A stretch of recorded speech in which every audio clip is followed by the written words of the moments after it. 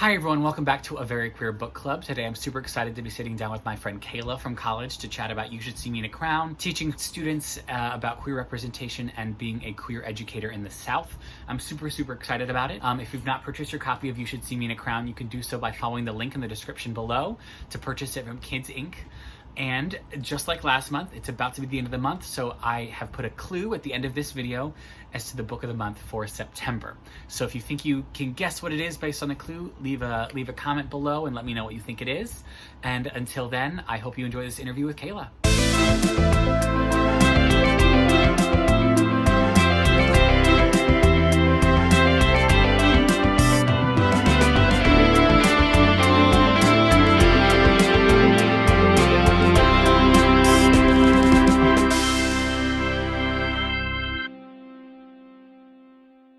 Well, hi, Kayla. Thank you so much for joining me. Hello. How are you doing?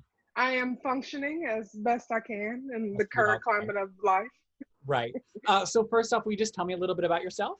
Sure, I am Kayla Reid. I am 29 years old. I feel like this is my Tinder bio or something. I was a middle school theater arts teacher for 3 years. I just finished my third year up in May. And I taught theater arts from 6th to 8th grade, and all classes were mixed grade levels and inclusive, etc. Amazing. And will you let us know your pronouns to use for the rest of this? Sure. I'm she, her. Amazing. So first, I would love to know, because you mentioned you're doing the best you can. I would love to know a little bit in the quarantine, in the middle of this civil rights movement. What are you doing yourself, Kayla, to just keep yourself happy and joyful and positive?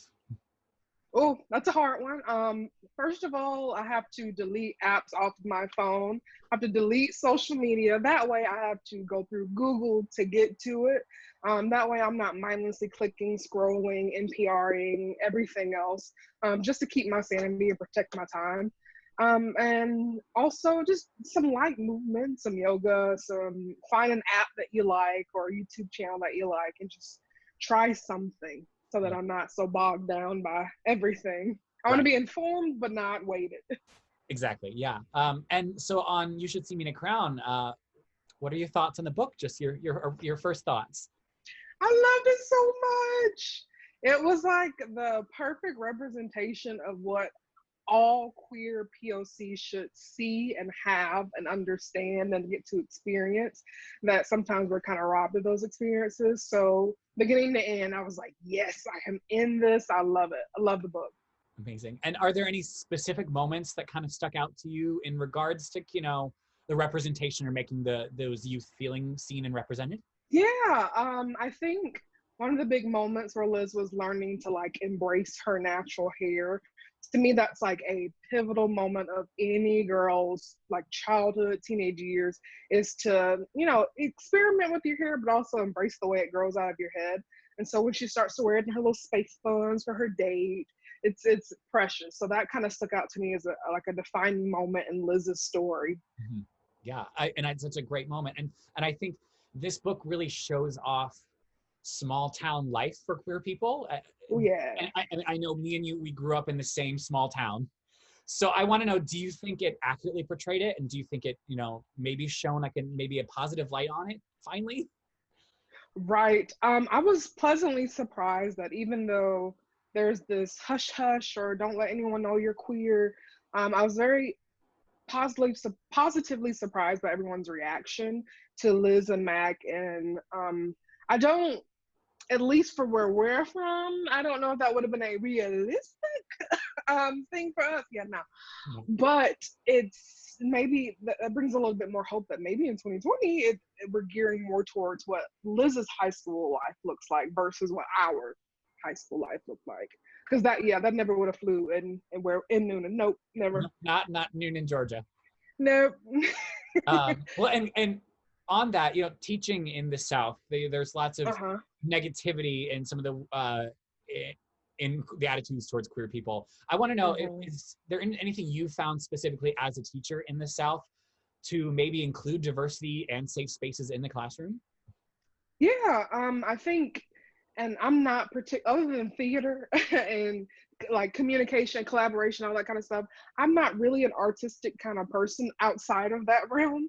But the small things like, what does your classroom look like? Are there posters around? Are you encouraging kids that people who are different are accepted, and you don't just mean that in a surface level kind of way, like you truly believe that? And also, like for example, my previous school, they had requirements on readings every week. So every single class had to read an article or some sort of reading. Well, I tried to kind of scoot in different stories about maybe someone who is disabled or maybe someone who doesn't quite think the way you think. And so that even if I'm not like, gay is great, yay, gay, right? Even though I want to be like, gay, I'm still trying to encourage those kids that we need to move past tolerance for other people who are different. We need to move towards acceptance and understanding.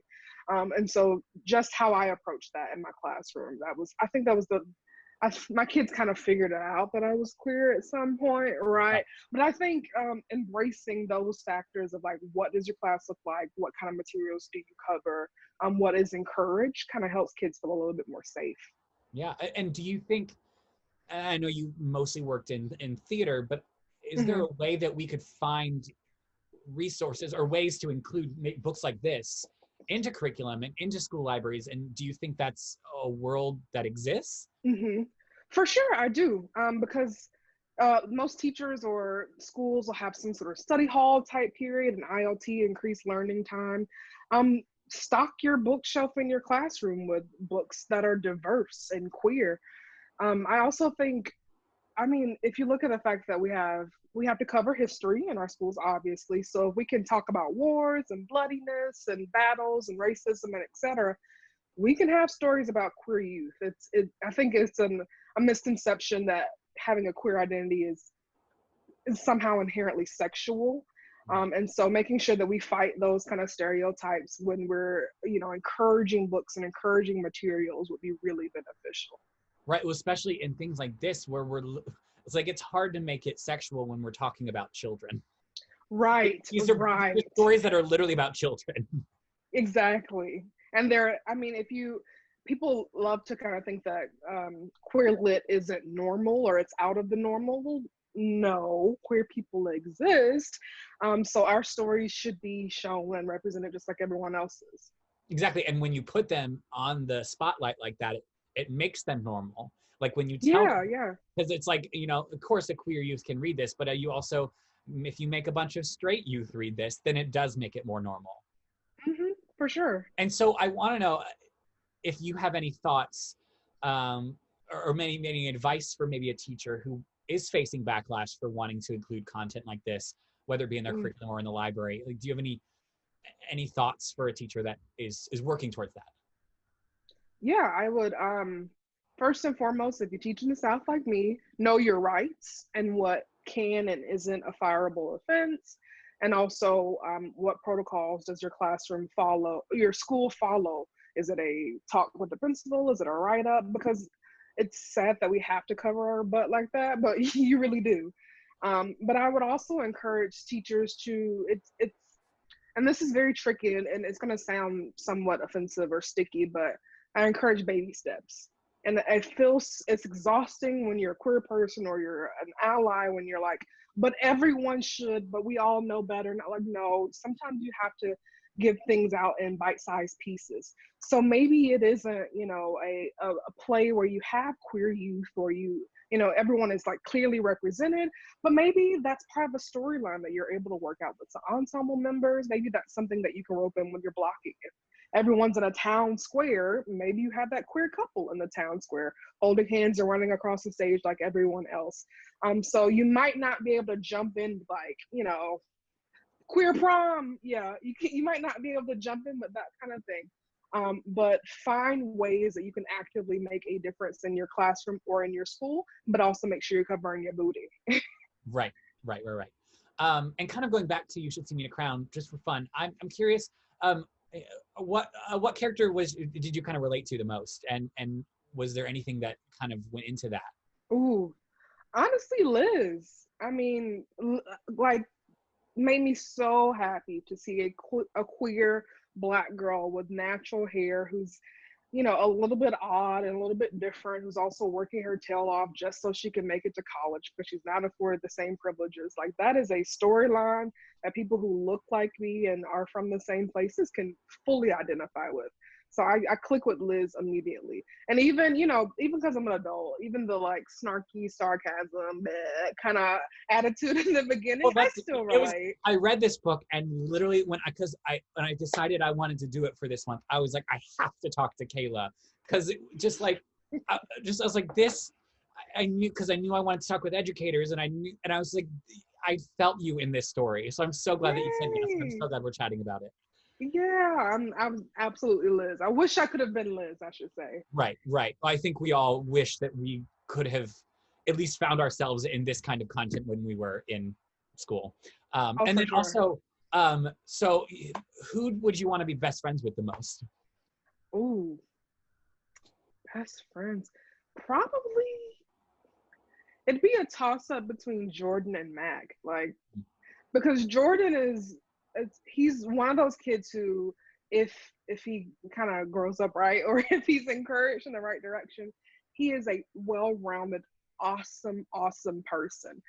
So other than the snafu in like the hallway in 9th grade where he was, totally not being himself, you see time and time again that he's like trying to rekindle this friendship. He's actively being a nice person. He's helping Liz out, taking her to the doctor or the hospital with her brother, just thinking a few steps ahead in terms of being a good friend. So I think I would have wanted to be friends with Jordan and Mac, because I think the wild card, or like the wildflower of the bunch, those are people who are some of the most interesting and like robust personalities you can ever meet or get to know. So I think I would have tried to be her friend. I think the coolest thing about Mac is that Mac is in some great ways the like antithesis to Liz, that they're like, Mac is just so unabashedly out and so unabashedly like, so I think it's so interesting to see their dynamic and the fact that they found each other. I love that coupling. Exactly. And like in the moment where they're both at the party and they're having this argument outside, it was great to see both sides of the argument of someone who knows who they are and they accept it and they are very proud and out there, versus someone who isn't necessarily afforded the same privileges. And of course there's an underlying like miscommunication that has to, thicken the plot a little bit. Because that's drama. That's good drama. Right. That's drama, mama. Like, that's what we need. Right. But it was nice to see that, like, even though she meant so well and she's such a sweetheart, Mac still was not as informed as she had thought.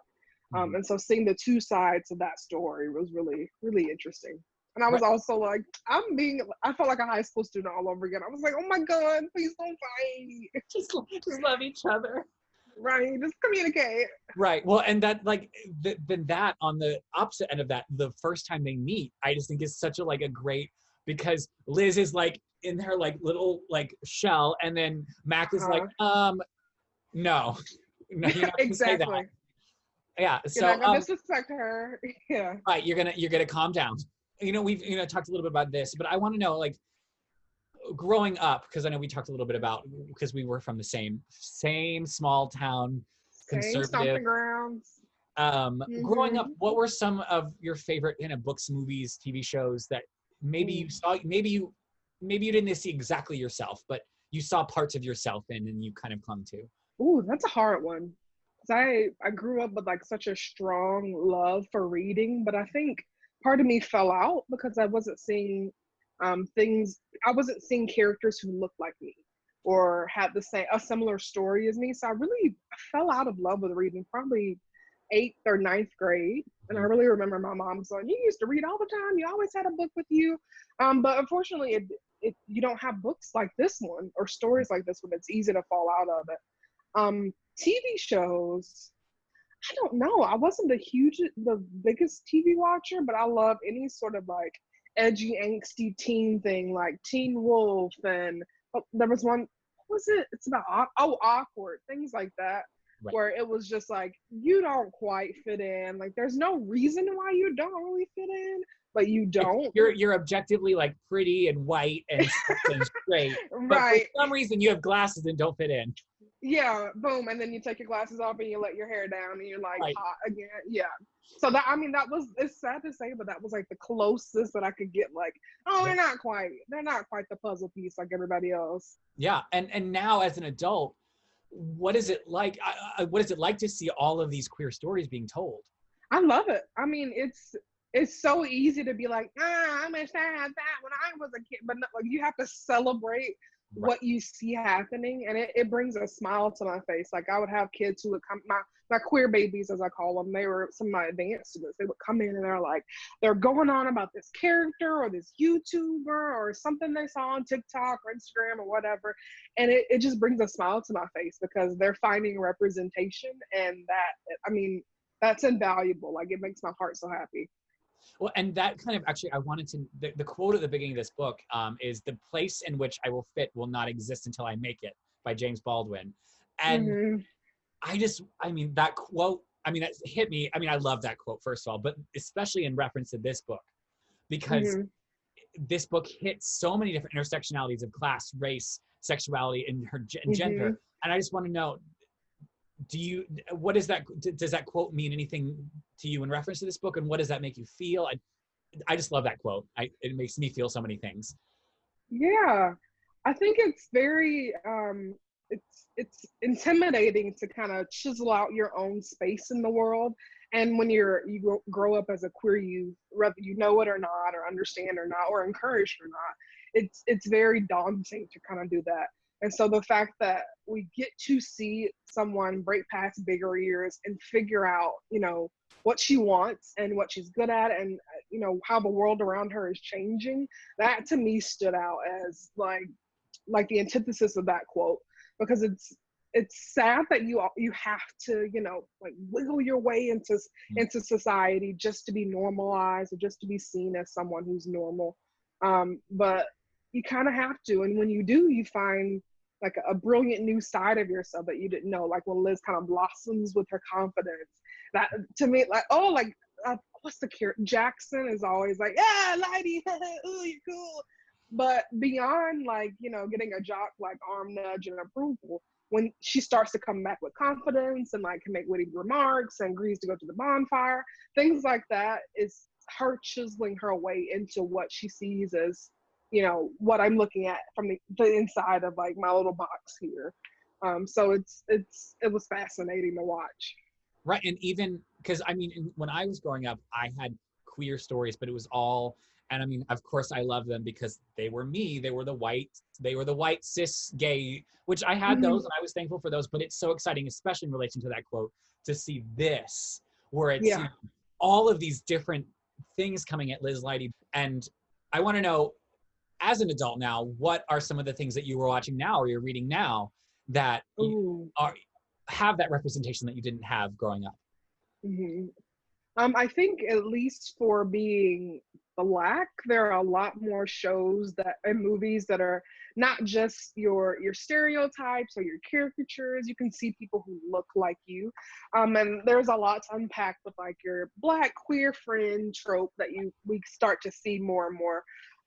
But even so, like if I notice some sort of person who is a POC or anything like that, and they start to have some sort of love interest or it's casually mentioned or they're casually holding hands with somebody, I'm like, beautiful, absolutely beautiful. And I'm not a big TV watcher, but anytime Right. I kind of see anything like that, it just makes my heart like, ugh. Like this is real. Like people like me can do that on Right. TV. What? Right. And so I guess, kind of one of the last things I wanted to know, if you had to sum up how this book kind of made you feel, whether it be in just a word or one word or one sound, what would Ooh, that be? What would that manifest as? ooh.